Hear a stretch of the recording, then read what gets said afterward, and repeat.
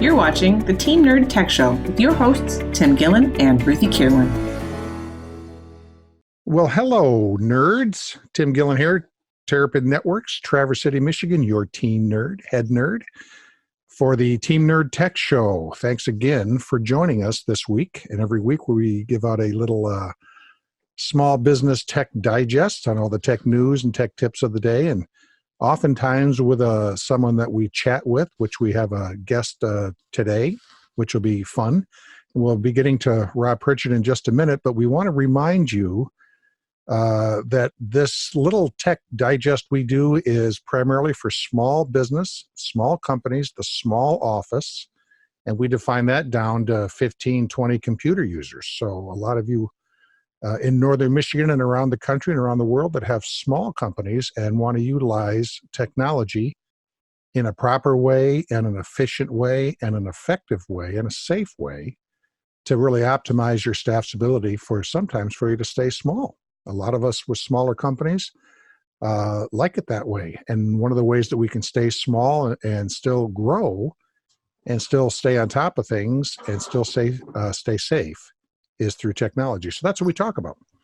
So our guest today, who right now is in France, but hails from England, so we have an international flavor today, is Rob Pritchard. He is the founder of the cybersecurity expert firm, he's got a great domain, the cybersecurityexpert.com.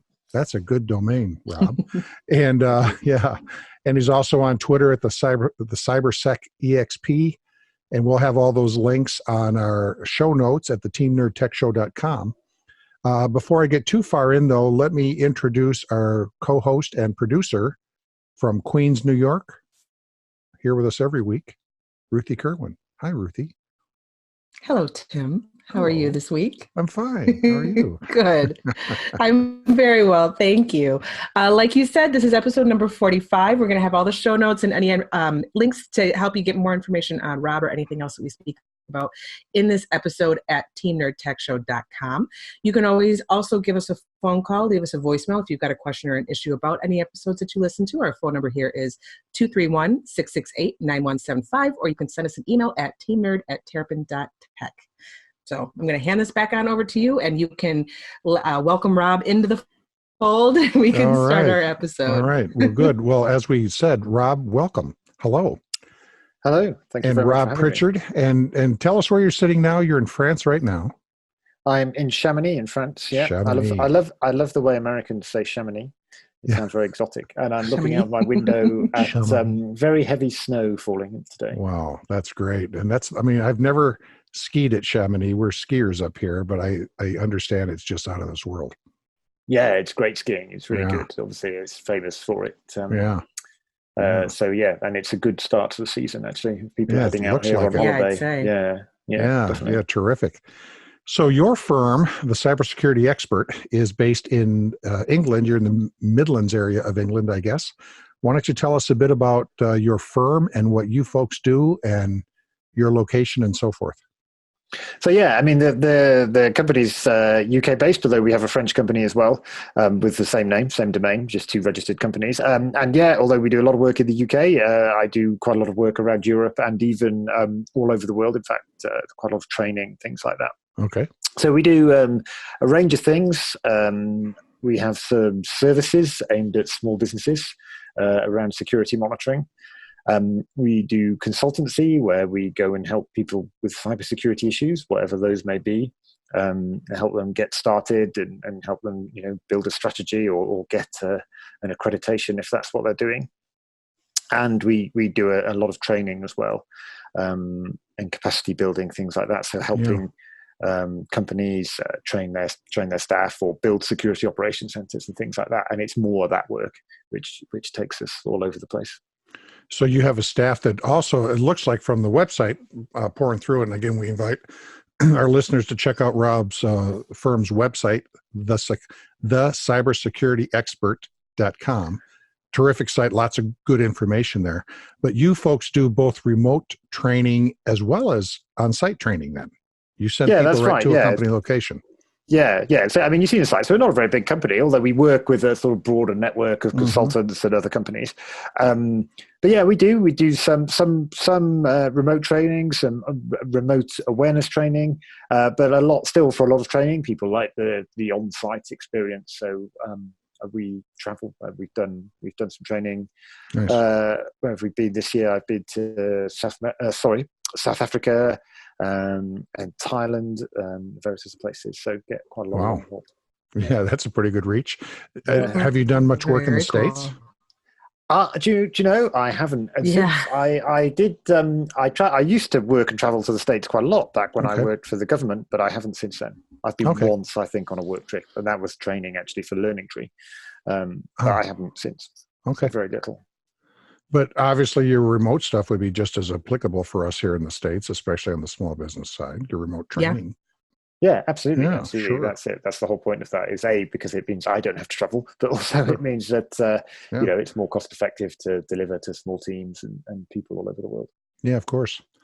So one of the things I want to ask you, and as a way for our listeners for a little bit of just a point of reference, yesterday were the parliamentary elections in the UK, and which of course has the overriding thing of Brexit and leave and remain and so forth for the United Kingdom to stay in the European Union.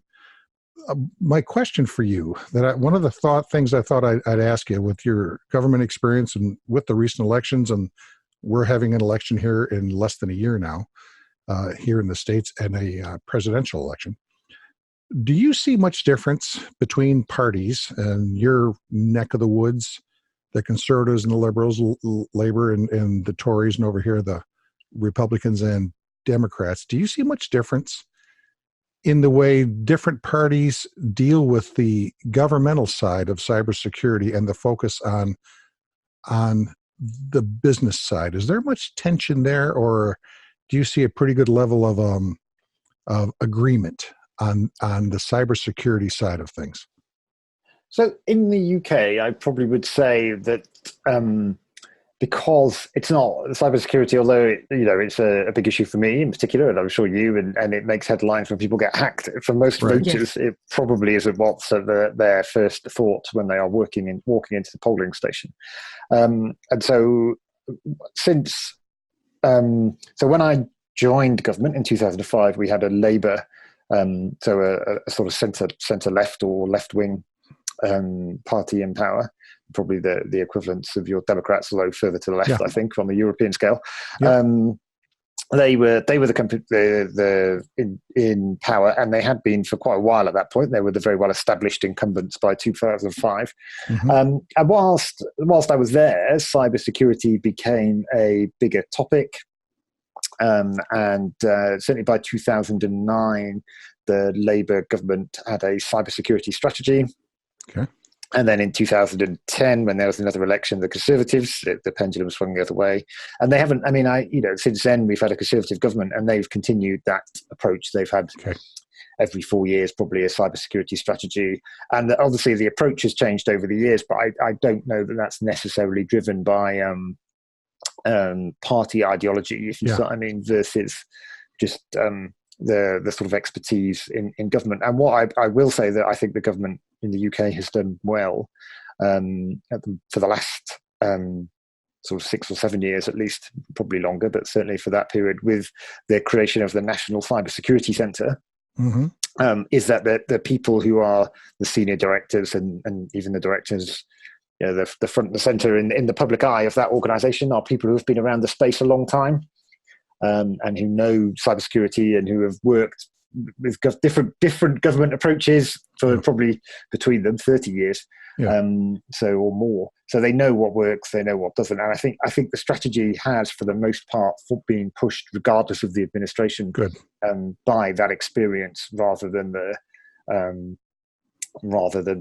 sort of political political machinations. And sorry, explain to me, what was the organization that you just mentioned? So it's called the National Cybersecurity Centre, ncsc.gov.uk. And actually, I would recommend it as a fantastic resource for small businesses or large businesses. And is that a government organization, or is it a completely private?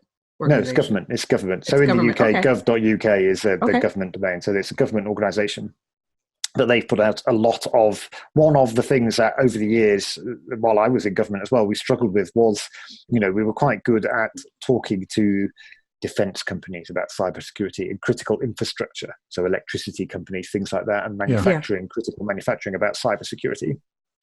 But that was probably, what's that, 10% less than that of the companies in the UK, 5% or something, which meant these huge swathes of people doing important work got literally no guidance from government. And the National Cybersecurity Centre has put a lot of stuff online, Very good. On the consulting side, how often do you deal with, when you say your firm deals with small and medium-sized business, do you deal with a lot of real small companies or mostly larger? And do you do a little bit of everything, or is it mostly manufacturing? What can you tell us a little bit about that? So sector-wise, really anything. I mean, I guess there are probably fewer really small companies that are doing a lot of manufacturing, perhaps. But yeah, so we're not. I wouldn't say. I mean, my background is government, but I worked in cybersecurity and finance before that. So it's not like we really tie sector. So anybody who wants advice, we'll give it. Maybe we don't do industrial control systems, for instance. So that's we don't do that kind of thing really. Yeah. So yeah, anything across that, and we do deal. I mean, ultimately, I have for really small companies. I've got some friends and things who are running small companies, and I'll just talk to them and help them out as I can. You've got to be large enough. I have to make a living, so you've got to be large enough for us to do consulting. You've got to be at least large enough to be able to pay us something. Right. But that said, I try, although I've fallen behind a bit on the blogging, I try and make sort of best practice advice, or my thoughts of best practice advice, at least available on the website. So I guess it probably the smaller companies are still probably going to be at least a few tens of people is where we'll start to get. Got it. Which makes sense. Yeah, it's where you're probably starting to get big enough that it's worth your time paying a consultant to come and help you with something. So talk to me then as a person who still deals with that. Would you say that by and large, the issues are largely the same for the smaller company, even though they may not as there would be for a large company? You mean? Yes, as exactly, Ruthie. So if I have a company with 14 people and we do accounting, let's just say, or we're an architect, or we might do counseling. Actually, we have in our neck of the woods a lot of small manufacturers who have 35, 40 employees, but only have maybe 12 or 14 in the office that are using computers. When else on the shop floor? We're obviously not far from Detroit, so there's a lot of small manufacturing up here that does small piecemeal manufacturing for the auto companies down in Southeast Michigan. Okay. Would you say, one of the things that we talk about here a lot, but I'd like to hear your perspective on this, is as those of us with a small company, or those people who have one, have a lot of the same risks and issues to deal with if we have 15 employees as if we had 150 or 1,500 on the security side, on the technology and cybersecurity side. Is that something you would agree with, and how would you frame that? Yeah, I mean, I think, it doesn't, the people who are spreading ransomware or trying to trick you into sending invoices with the wrong details on them or things like that don't really care who you are, I guess. So you definitely have the same sort of threats. And you see all of the same issues. I would say, I think for sometimes dealing with startups and smaller companies, it's easier going in as a security person. It's a little bit easier to get to grasp with what's going on in a small company than, if you're talking about 1,500 people, it's quite hard to unpick, especially as a consultant, if you don't have a lot of time. Yeah, I can imagine.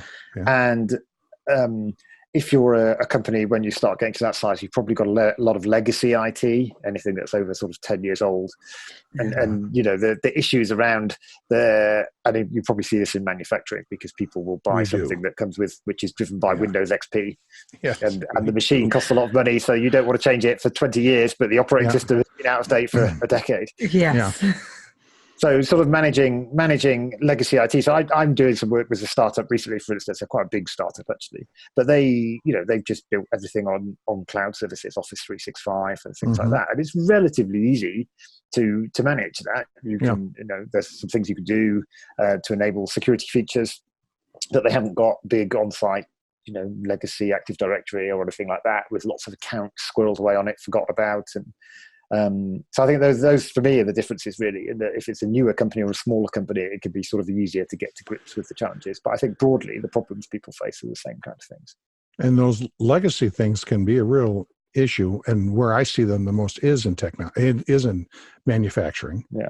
Well, and that goes back also to what we've talked about with the issues in infrastructure, because a lot of that is also some sort of a legacy network that hasn't been updated or upkept.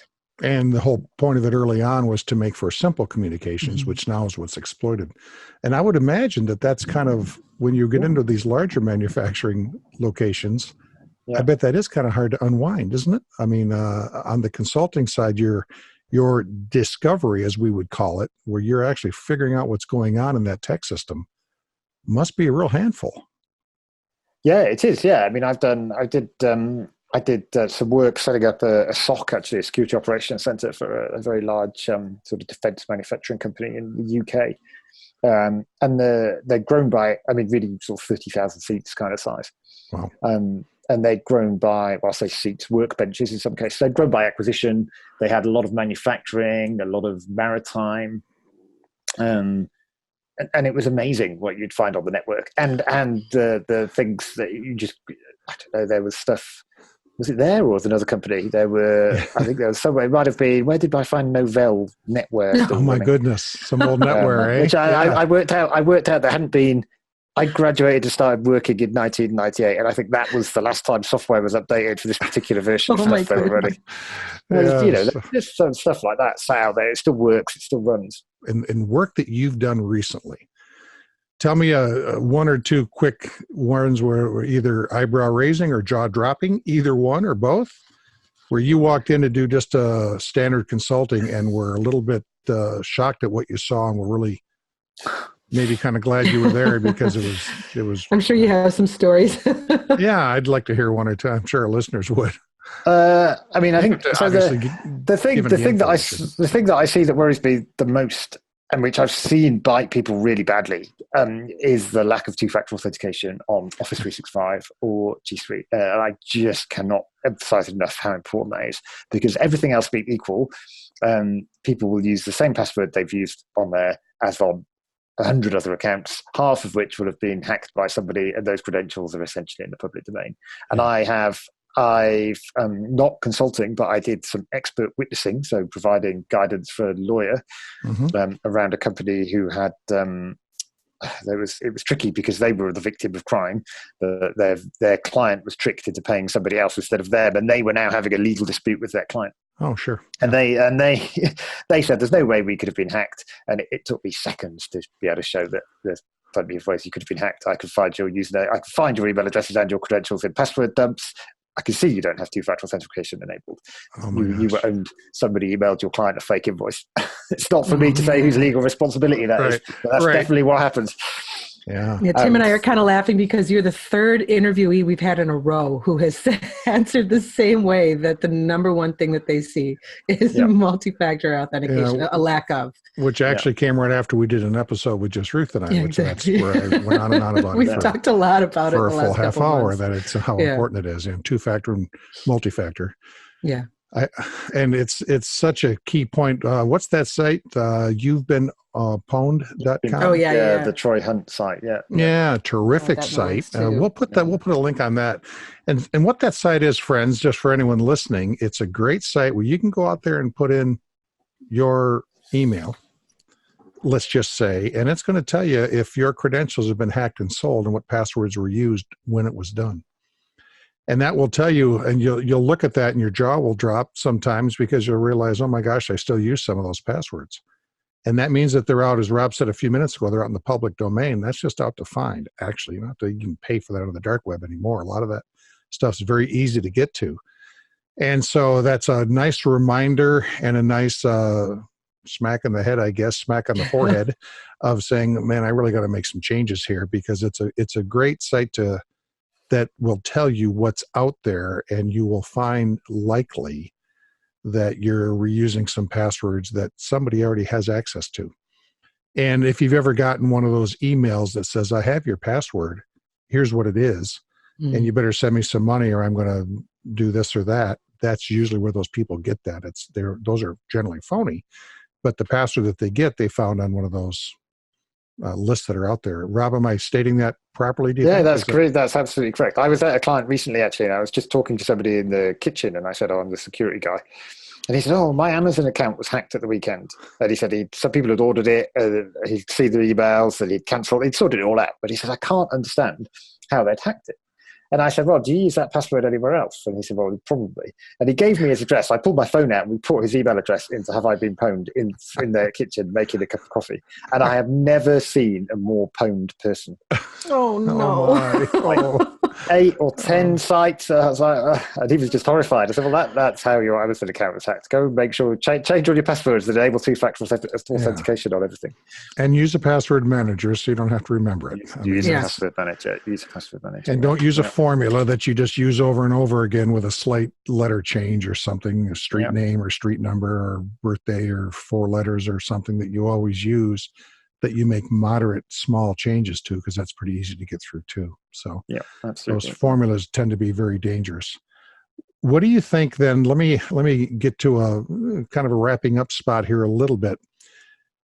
We always like to ask when we have a real expert like you online, and again, we're really, really grateful for you giving us your time, especially while you're on holiday. Thanks so much. Yeah.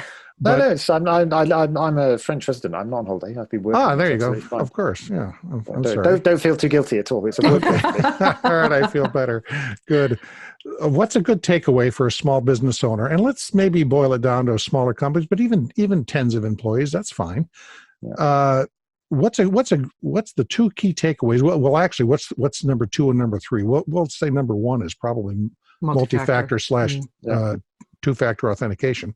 What would you say would be 2 and 3 that they can take away and from our episode here as something to really talk to their tech team about putting in place? And again, it's a bit of the tired old basics, but it's just make sure that harking back to asset management a little bit, but however you choose to manage the devices that your employees use, whether you're BYOD or you give them stuff, it's making sure that you protect those devices, whatever that looks like. So keeping them patched and up to date, having some sort of anti-malware on them. If you're just all tablets, say, I don't know, if you're feeling very generous and you've given everybody iPads, just making sure that they have, I think you have to have an authentication code on them now, but just doing the basics like that, making sure people keep stuff up to date. If you're rolling out Windows, just have Windows Firewall turned on. The free antivirus from Microsoft is not a bad thing these days. And if you pay for Office 365 and you can get advanced threat protection, that's pretty good. Yep.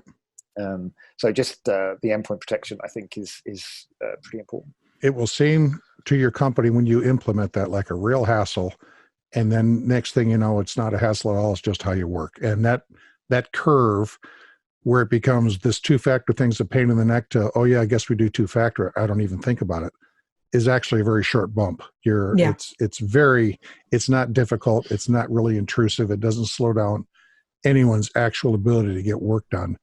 It does it first when you're implementing it because you're just not used to it. So it's a slight change in the workflow.